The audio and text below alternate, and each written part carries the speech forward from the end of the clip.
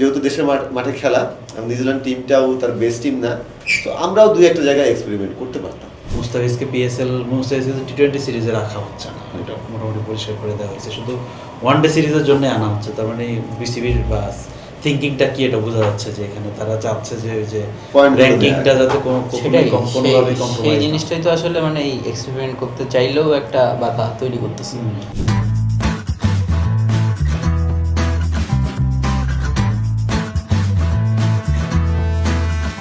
হ্যাঁ ভাই, selection committee নতুন, কিন্তু টিমটা তো পুরনোই। সিরিজ আর একটা ওয়ানডে সিরিজ, ওয়ানডে নিয়ে অনেক কথা হচ্ছে।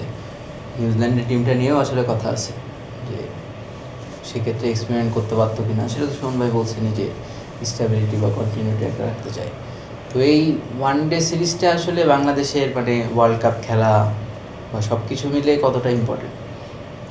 ইম্পর্টেন্ট, প্রত্যেকটা সিরিজ ইম্পর্টেন্ট। এগুলো খুব তোর বেসিক কথা হয়ে যায়, বাট ডেফিনেটলি ইম্পর্টেন্ট, স্পেশালি আমাদের র্যাঙ্কিংয়ের ক্ষেত্রে। সো দুইটা দিক থেকে তুই দেখতে পারিস। এখন যে নিউজিল্যান্ড বি টিম বা সি টিম পাঠাচ্ছে, যদিও এর যথেষ্ট ভালো ক্রিকেটার এখানেও আছে, 6-7 জন তো তোর নিউজিল্যান্ড টিমের হয়ে গত বছর বাংলাদেশে এসেছিল। তারা নিউজিল্যান্ডকে আমরা গত কয়েক বছরই দেখেছি যে তাদের আসলে ব্যাকআপ ক্রিকেটাররা অনেক অনেক ভালো, যেমন ইন্টারন্যাশনাল ক্রিকেটে আসে এখন রেডি হয়ে আসে অলমোস্ট। সো এটা ধরে নেওয়ার কোনো কারণ নাই যে আমরা সিরিজ জিতে গেছি বা এরকম, বাট স্টিল আমি মনে করি যে এখানে যেহেতু দেশের মাঠে খেলা, নিউজিল্যান্ড টিমটাও তার বেস্ট টিম না, তো আমরাও দুই একটা জায়গায় এক্সপেরিমেন্ট করতে পারতাম। আমার পার্সোনালি আমি ফিল করি। ধর পিএসএল এ যারা আছে তাদের মধ্যে সবাইকে আনা জরুরি ছিল। মুস্তাফিজের এই সিরিজটাতে আমার পার্সোনালি মুস্তাফিজের সাথে খুব ভালো করতে পারে, কিন্তু খুব জরুরি আমার মনে হয় না, স্পেশালি যে ধরনের উইকেট আমরা খেলবো বলে আশা করি, যদি ভালো উইকেট বা স্পাইসার সিরিজের মতো উইকেট হয়, তাই না? হ্যাঁ, পেস অ্যাটাকের ব্যাকআপ নিয়ে তো মানে পেস অ্যাটাক আমাদের অনেক ভালো এখন পেস অ্যাটাক সবচেয়ে। হ্যাঁ, যদিও তানজিদ সাকিব আর হাসান মাহমুদ সম্ভবত স্টিল রিকভারি ইয়াতে, তারপর আমরা why not Ripon Mondal just বলছি, হয়তো টি-20 সিরিজে তাকে নিতে পারেন, কিন্তু এইসব সিরিজগুলো তো আদর্শ সুযোগ, একটা হোম সিরিজ আর একটা নিউজিল্যান্ডের বেস্ট টিম তাই। সো দুই একজন এরকম, একটা ব্যাপার আছে। হ্যাঁ ওই তো পেস বোলিং অলরাউন্ডারের কথা বলেছিলাম, যে প্রশ্ন করেছিলাম, হয়তো বাংলাদেশে খুব জরুরি না, কিন্তু তোর ওয়ার্ল্ড কাপে তো লাগবে সাউথ আফ্রিকায়। সো প্রসেসটা শুরু করা, এইসব কিছু হলে ভালো লাগতো। একটা ব্যাপার হলো নির্বাচকদের যুক্তি থাকবে, কন্টিনিউটি, পর্যাপ্ত সুযোগ দেওয়া, উইচ ইজ ফাইন, কিন্তু আমার মনে হয় যে তোর সামনে গিয়ে একটা সময় এমন হতে পারে যে তুই চাইলেও সব সুযোগ দিতে পারছিস না। হ্যাঁ, সো এইসব জায়গায় একটা বড় সুযোগ। ভাই মানে পেস অ্যাটাকের যে কথা রনি ভাই বললো, মুস্তাফিজকে দরকার ছিল না, সব মিলে পেস অ্যাটাক এখন খুব একটা ভালো শেপে আছে, ইনক্লুডিং দ্য ব্যাকআপস। এটার কি ঠিক উল্টা চিত্র টপ অর্ডারে? হ্যাঁ, টোটালি উল্টা চিত্র।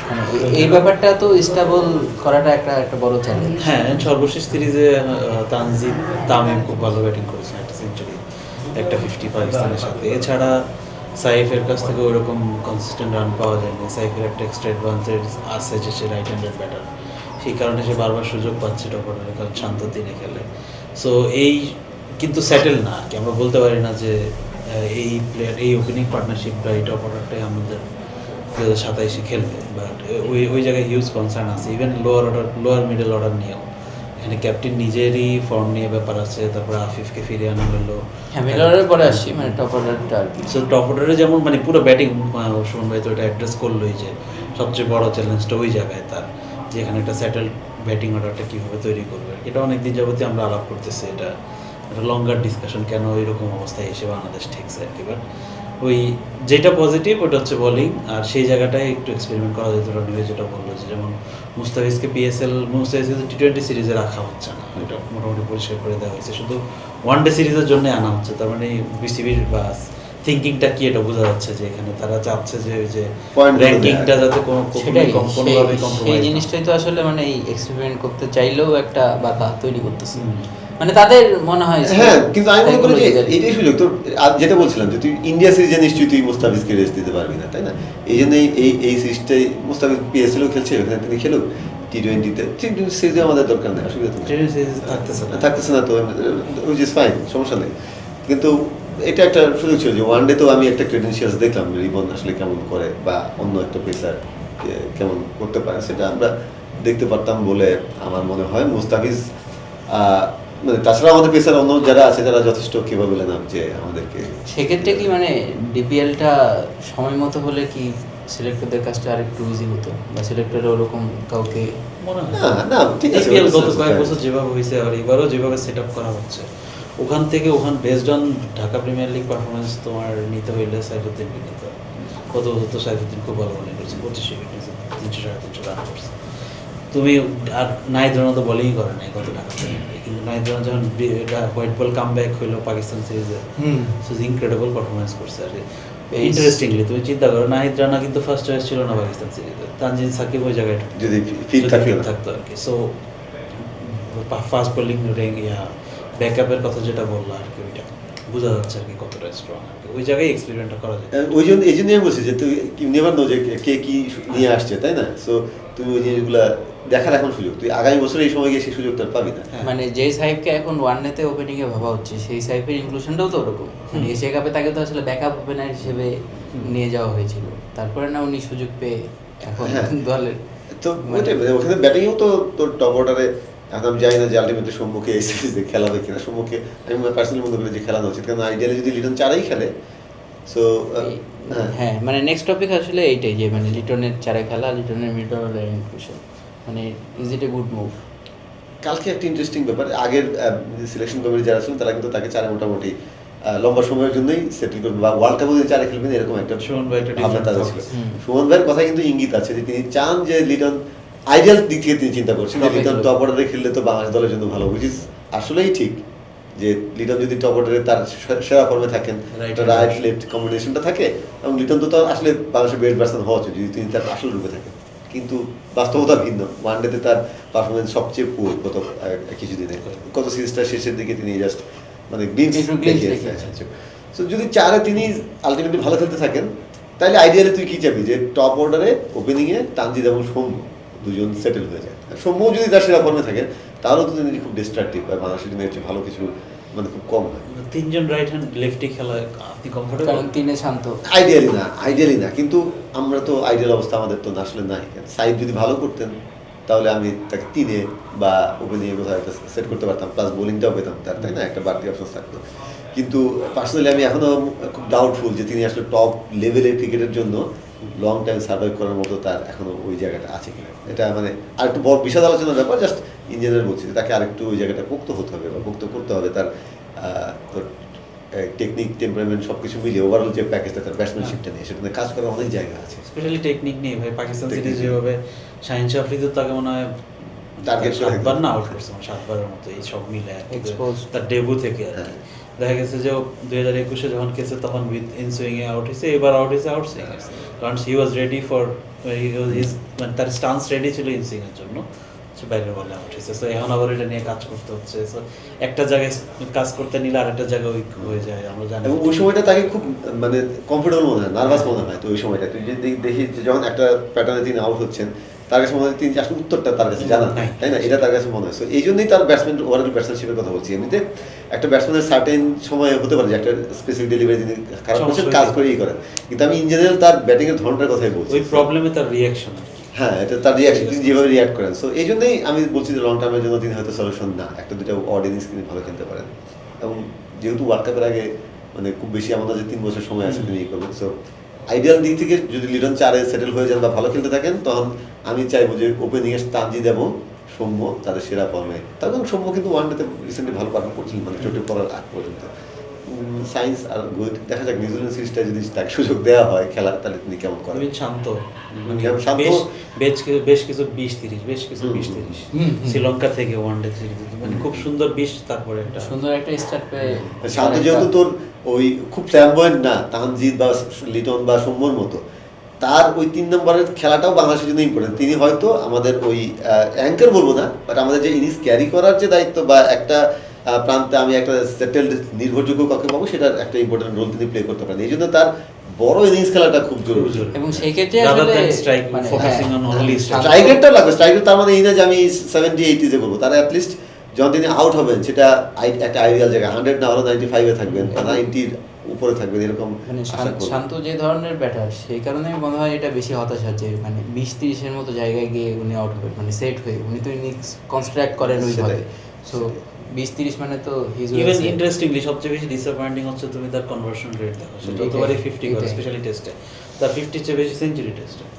তার সে 34 থেকে 37-এর মধ্যে মনে হয় না, সেটাই 19 বলছি, থেকে 20 মানে- বার আউট হয়েছে হ্যাঁ, টেস্টে। মানে তো ওই ফেজটা পার করে দিলে সে সেঞ্চুরি করে, সে বড় ইনিংস খেলে। তো ওই ফেজে কি হয় ওটা খুবই ইন্টারেস্টিং একটা জিনিস। এবং রানবে মানে লিটনকে যখন মিডল অর্ডারে এরকম আপনি পুশ করবেন, সেটা তাকে অ্যাকোমোডেট করার জন্য হোক বা মিডল অর্ডারের ইনস্টেবিলিটির জন্য হোক, সেই কারণেই তো মাহিদুল ইসলাম ভাইয়ের মতো কেউ কেউ মানে অঙ্কনের মতো কারা সুযোগ পাবে না।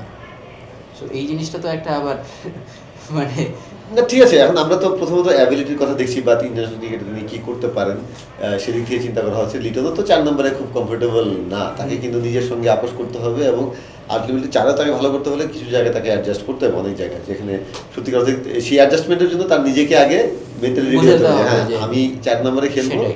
এবং এই জিনিসগুলো আমাকে করতে হবে। 4 নম্বরে ওপেনিং এর 4 নম্বরে টোটালি ডিফারেন্ট, স্পিনের এগেনস্টের কাছ থেকে শুরু করে অনেক কিছু সেটা তো করতে হবে। আর অঙ্কন বা এই আরো আশেপাশে যারা আছেন তারা আসলে অ্যাবিলিটির দিক থেকে বা রিয়েলিটি মানে আমরা যেভাবে চিন্তা করি তার থেকে তাদের থেকে লিটনদের থেকে বেশ পিছনে বলে এবং তাদেরকে চেঞ্জ মানে যা বুঝতেছে আর কি, ওই জায়গাটা চেঞ্জ হবে হচ্ছে নাম্বার 6-এ।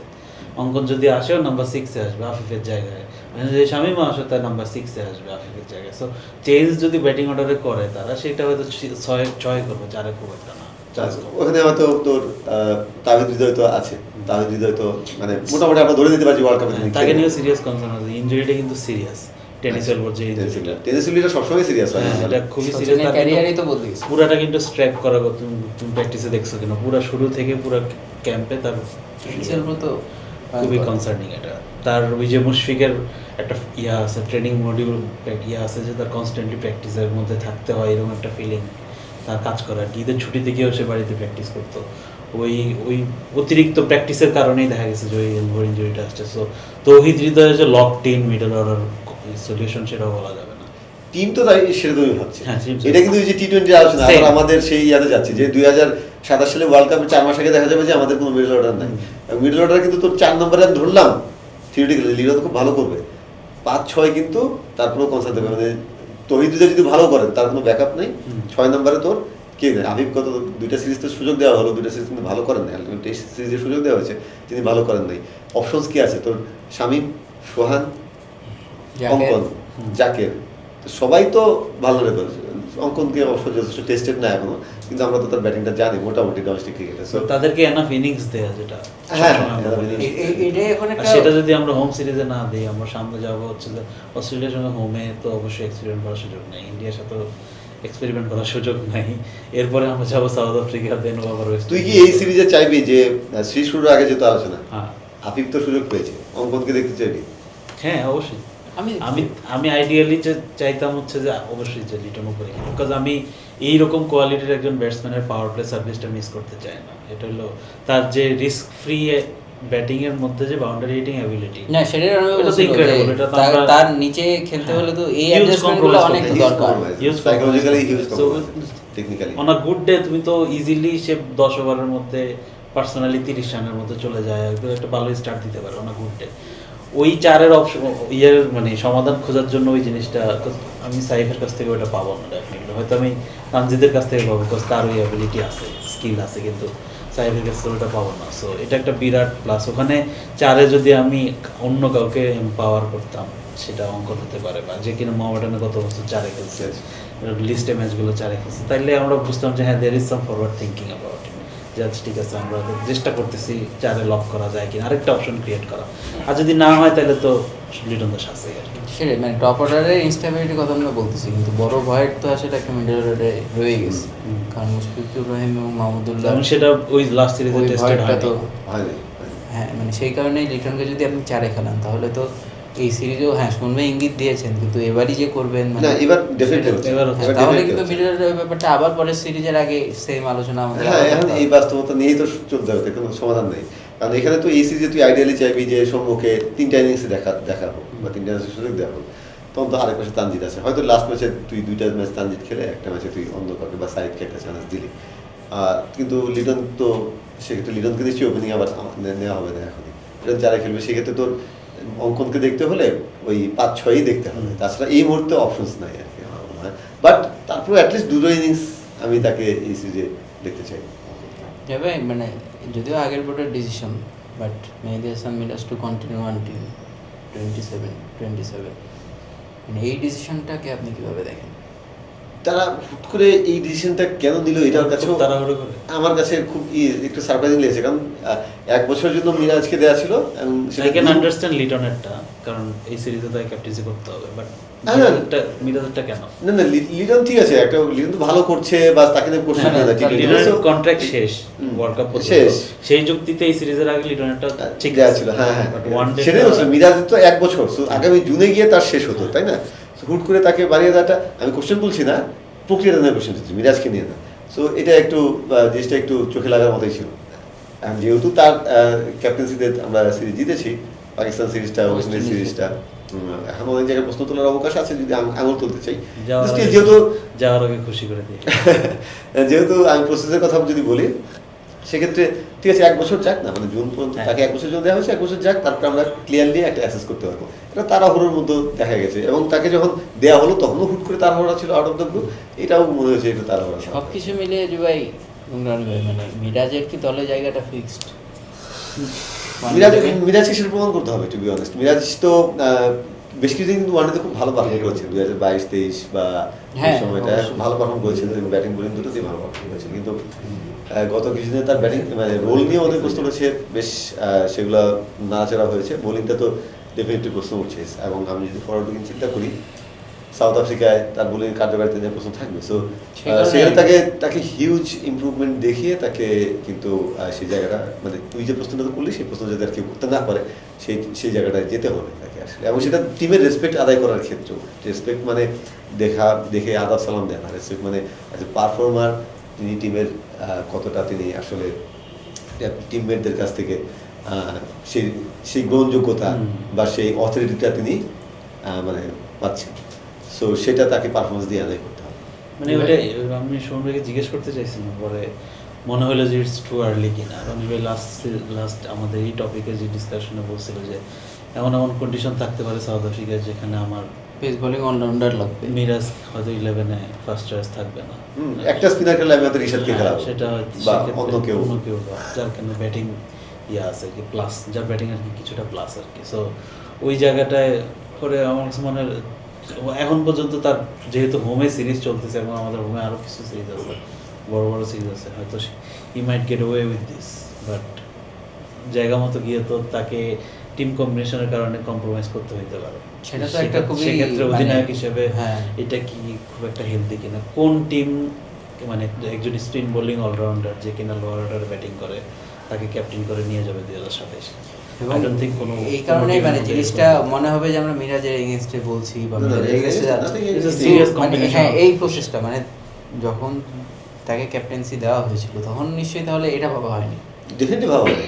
দেখ তুই খুব ভালো একটা কথা বলছিস যে মিরাজের এগেনস্টে আমরা বলছি কিনা। মিরাজ নিজেও যদি দেখে এটা মনে হতে পারে যে আমি 2টা সিরিজ জিতেলাম, আমার কে ক্যাপ্টেন্সি চাচ্ছে না, তার মানে কি, মানে এটার মানে কি? কিন্তু কনসার্নের জায়গাটা বলি, মিরাজ ইফেক্টিভ ওয়ানডে ক্রিকেটার হতে পারে, এখন তো ধরলাম effective one day cricketer. Effective doesn't mean যে তুমি অপরিহার্য। হ্যাঁ, সো এইটা তাকে ক্যাপ্টেন হিসেবে তাকে অপরিহার্য। ইভেন লাস্ট 2 সিরিজে পাকিস্তান সিরিজে খুব ভালো বোলিং করছে, ইভেন ইদানিং নেটেও মনে হয়েছে যে ওই বেটার মিরাজের ভার্সনটা দেখা যাচ্ছে আর কি। কিন্তু আমরা কথা যখন বলছি তখন তো সাউথ আফ্রিকার ওইসব উইকেটের কথা মাথায় রেখে বলছি। হ্যাঁ, সেটা এই জন্যই আমি বলছি যে তার পারফরমেন্স দিয়ে তাকে অপরিহার্য হতে হবে। যেটা জুবাইর বললো একটু আগে, যে ওই কন্ডিশনেও দেখা গেল যে আমি একটা স্পিনার খেলালে মিরাজ সেই স্পিনারটা হতে পারে, যেহেতু আমি তার ব্যাটিং দিয়ে দিনই সেটা ওই জায়গাটা যেতে পারে যে হ্যাঁ ঠিক আছে মিরাজের বোলিংটা এখানে চলবে, ব্যাটিংটা দিয়েও চলবে, তাকে আমি বেছে নিলাম। সো ওই জায়গাটায় যেতে হবে যে তিনি অপরিহার্য, তাহলে কিন্তু আসলে এই কোশ্চেনগুলো আর থাকবে না। সো পারফরমেন্সটা ইম্পর্টেন্ট, সেই পারফরমেন্স তিনি যদি দেখান তাহলে আসলে আমরাও তো ভালোভাবেই তাকে মেনে দেবো। এই মুহূর্তে তো প্রশ্ন আছে, সেই প্রশ্নগুলোই আমরা তুলছি আসলে।